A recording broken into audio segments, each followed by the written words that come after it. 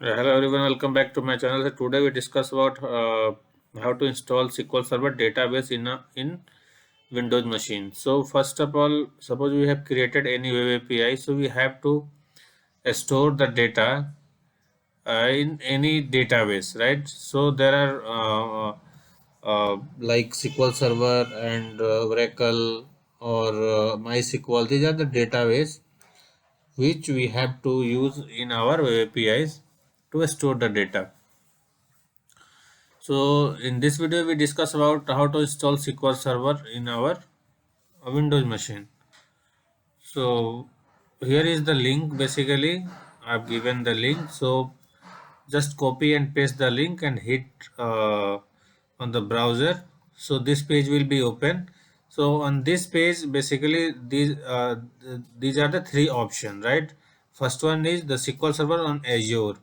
If your database is in Azure, right, so you have to connect through that, just provided by SQL Server IP or connection string.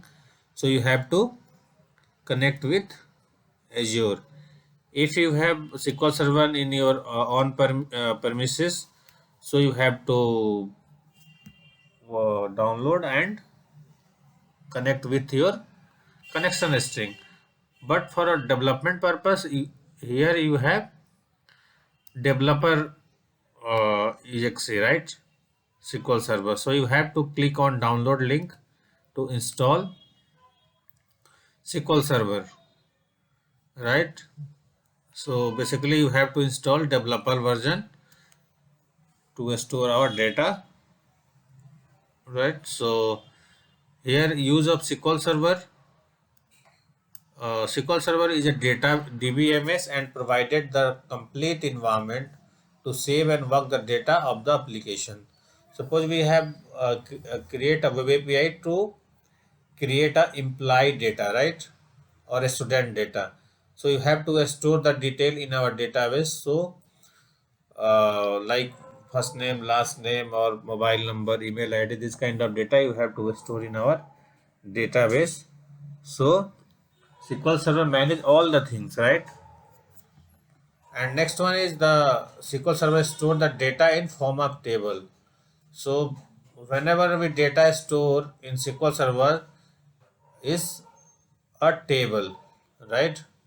We store all the data in table. So next one is we can create relationship between the table. There are many relationship between the table. Suppose parent, child, right? So we have to create primary key, foreign key, right? Based on upon requirement, we have create multiple uh, keys. And next one is you can use SQL Server from any other server or from your local machine. Suppose you have SQL Server in your virtual machine or any